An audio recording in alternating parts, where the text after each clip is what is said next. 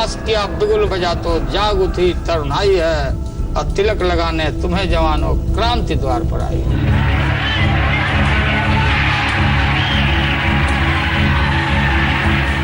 आज जेपी की जयंती है, कैसे याद किया जाए जेपी को। ये जेपी का घर, पटना का कदम कुआं, और ये वो कुर्सी जहां पर जेपी बैठा करते थे। तमाम सियासी मंत्र उन नेताओं को उन्होंने इसी कुर्सी पर बैठकर इसी गलियारे में दिए। जेपी को याद इस रूप में किया जाए कि जेपी किस तश्तरी में भोजन करते थे, कैसे चाय पीते थे, वो कौन सी प्याली थी, वो कौन सा चम्मच, कौन सी कटोरी, सारी चीजें जेपी की याद में हर चीज यहां पर मौजूद है।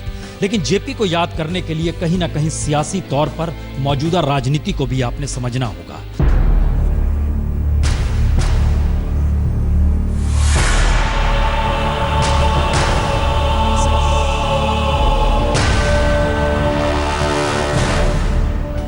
जेपी जब आंदोलन के दौर में थे, आंदोलन की प्रक्रिया में थे, तो वही जेपी का कमरा था। जेपी इस कमरे में आकर बैठते थे और यकीन जानिए उस वक्त रात के 1 बजे हो, 2 बजे हो, सुबह 4 बजे हो, लेकिन कोई भी इस दरवाजे के भीतर घुस सकता था, दरवाजा खटखटा सकता था, जेपी से मुलाकात कर सकता था, क्योंकि वो आंदोलन का दौर था।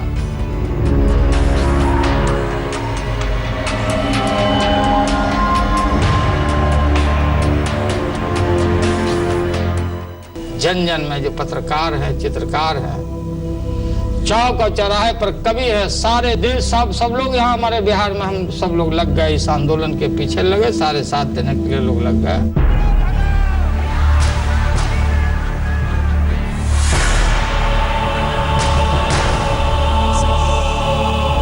जेपी के आंदोलन का जैसे जैसे प्रभाव बढ़ता गया, उसकी लपटों से इंदिरा गांधी को लगने लगा कि हमारा किला भी जलेगा।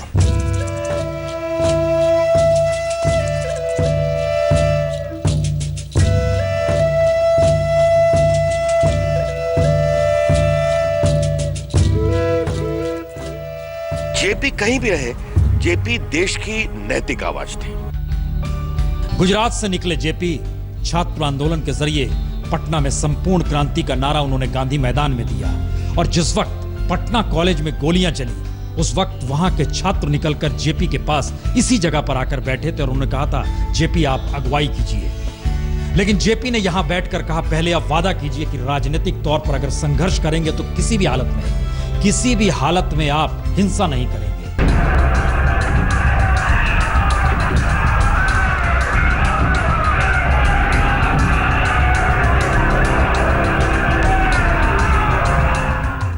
मैं स्वास्थ्य के कारण लाचार हूं।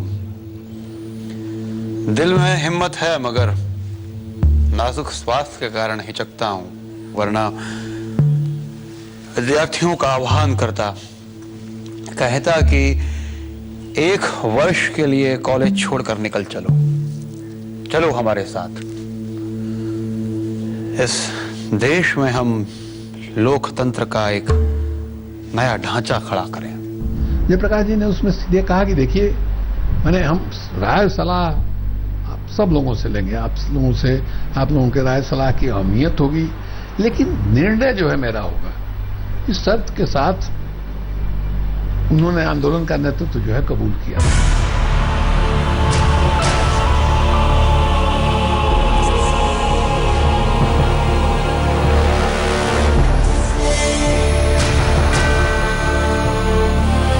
क्योंकि कोई सर्वमान्य नेता उस समय नहीं था, और जो राजनीतिक दलों की जो साख थी वो भी कोई शीर्ष स्थान पर नहीं थी।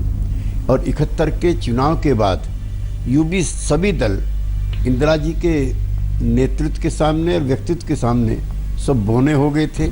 इसलिए छात्र जयप्रकाश जी के पास वो स्वयं इसको नेतृत्व करें, इसके लिए गए थे।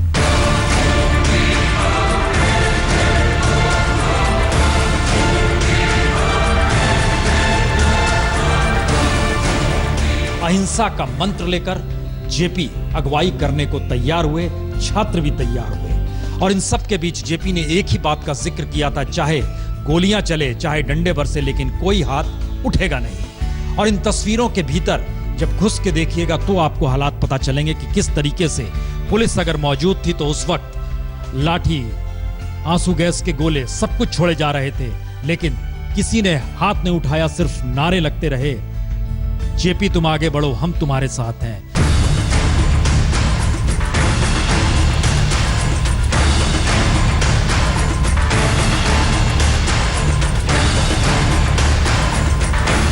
हमला चाहे जैसा होगा, हाथ हमारा नहीं उठेगा। अहिंसा के प्रति पूरी प्रामाणिकता, चरित्र के प्रति, समाज को बदलने के प्रति। मुंह पर काला पट्टी बांध करके और जयप्रकाश जी ने उसी का प्लेज लोगों ने साइन कराया था। पूरा पटना शहर जो है जुलूस में शामिल है, सड़क के दोनों ओर छतों पर लोग खड़े हैं और जुलूस जो है जा रहा है। एकदम माने माहौल जो है वो एकदम माने अद्भुत था।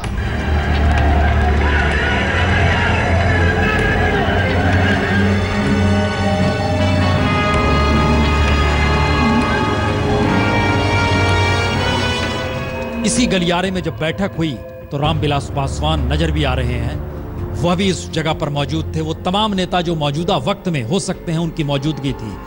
इतना ही नहीं, उस वक्त कर्पूरी ठाकुर भी आकर बैठा करते थे यहाँ पर। तो ये एक ऐसी जगह थी जहाँ पर महिलाओं को उन्होंने एकजुट किया।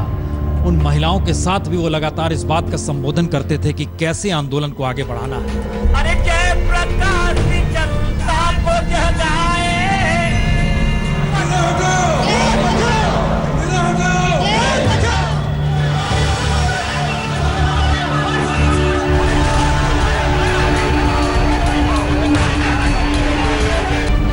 क्रांति है मित्रों, और संपूर्ण क्रांति है। छात्र आंदोलन एक नई पीढ़ी पैदा कर दिया बिहार के अंदर। आज वो कांग्रेस हो, बीजेपी हो या जनता दल हो, राजद हो, उसके तमाम शीर्ष पर बैठे जो नेता है वो कहीं ना कहीं आंदोलन की उपज है।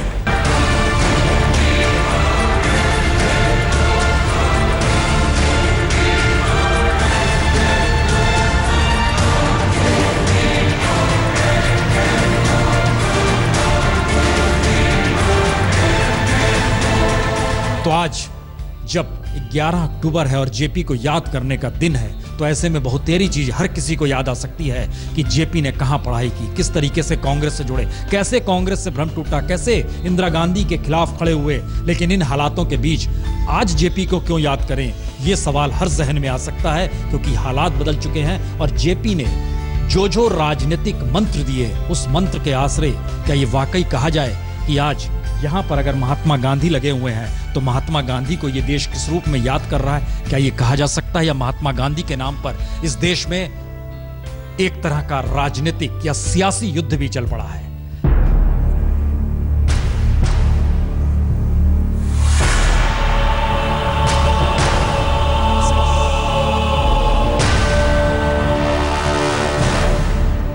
अगर किसी भारतीय को सबसे ज्यादा नई पीढ़ी स्मरण करेगी तो जयप्रकाश नारायण। जयप्रकाश नारायण जी में मौत से भी मुकाबला करने की ताकत, अहिंसा, मुंह पर पट्टी बांधना, और सच्चे गांधीवादी नेता थे। लोकनायक जयप्रकाश नारायण जी को मैं एक ऋषि मानता हूं, त्याग की प्रतिमूर्ति थे। एक हालात ये है, दूसरे हालात ये है जेपी की 3 बातें। पहली बात, सतत परिवर्तन की दिशा में बढ़ना होगा। दूसरी बात, छात्रों को अनदेखा नहीं करना होगा। उनके कंधों पर आने वाले वक्त में अगर देश का भार है तो उन्हें समझना और संभालना भी होगा। और तीसरी सबसे महत्वपूर्ण बात, जो भ्रष्टाचार है समाज के भीतर, अगर उसे जड़मूल से खत्म करना है तो उसके लिए जरूरी हो तो इस देश में आंदोलन भी करना पड़ेगा, और आंदोलन ही करना पड़ेगा, क्योंकि राजनीतिक सत्ता भी भ्रष्टाचार के दलदल में घुस चुकी है। यह जिक्र उस दौर का है जब इंदिरा गांधी की सत्ता थी। मौजूदा वक्त में हालात बदले हैं, लेकिन मुद्दे जस के तस देश के सामने खड़े हैं।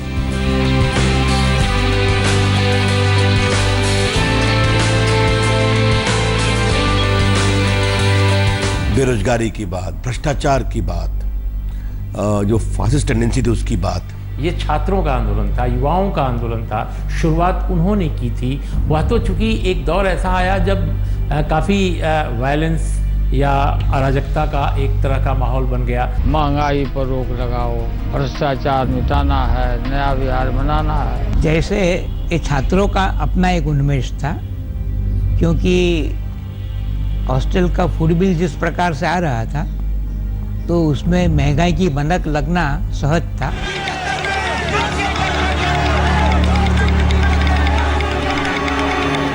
जेपी आंदोलन से निकला हर नेता मौजूदा वक्त में कह रहा है, बिहार के लिए राजनीतिक समाधान वही दे सकता है।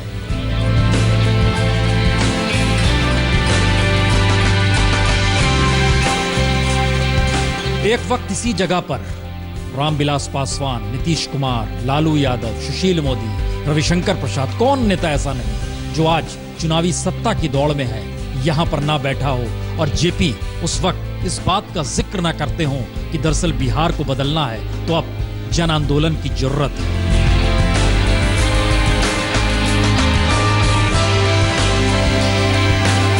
हम लोगों ने सारे छात्र संघों के पदाधिकारियों की बैठक बुलाई और वहीं पर हुआ कि हम लोग 18 मार्च को विधानसभा मार्च करेंगे।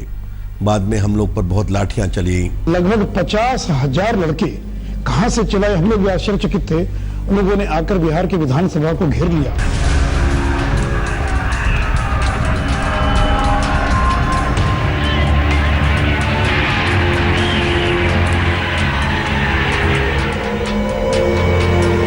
जन आंदोलन से बिहार को बदला जा सकता है, राजनीतिक सत्ता से नहीं। ये मंत्र भी जेपी ने यही बैठ कर दिया और उन्हीं नेताओं ने सुना जो आज चुनावी दौड़ में है, भागम भाग कर रहे हैं सत्ता के लिए। किसे फुर्सत है?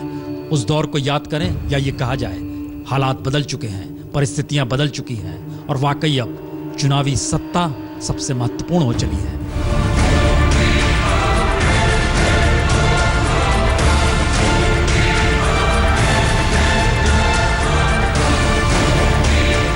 जेपी आंदोलन, नवनिर्माण आंदोलन, भ्रष्टाचार खिलाफ का जंग, इमरजेंसी के खिलाफ का जंग, आजादी के 25 साल के बाद एक ऐसा अवसर बन गया जिसने हिंदुस्तान के कोने कोने में एक नई राजनीतिक ब्रीड को जन्म दिया। जेपी तो हमारे दलों के दिल में है। हम तो जेपी की विरासत को अपने सर पर रख करके, अपने कांधे पर रख करके ये लड़ाई लड़ रहे हैं। अगर रिजर्वेशन खत्म करने का नाम लियो, लालू फांसी पर चढ़ जाएगा। 70 यूनिट प्रति व्यक्ति बिहार में बिजली की उपलब्धता थी, आज बढ़कर 203 यूनिट हुई है। तो इन सब के बीच याद कीजिए, आज जेपी की जयंती है और हम कदम कुआं में मौजूद हैं, जेपी के घर पर। कैमरा पर्सन संजय चौधरी के साथ पुण्य प्रसून वाजपेयी, जेपी निवास, कदम कुआं, पटना। आज तक।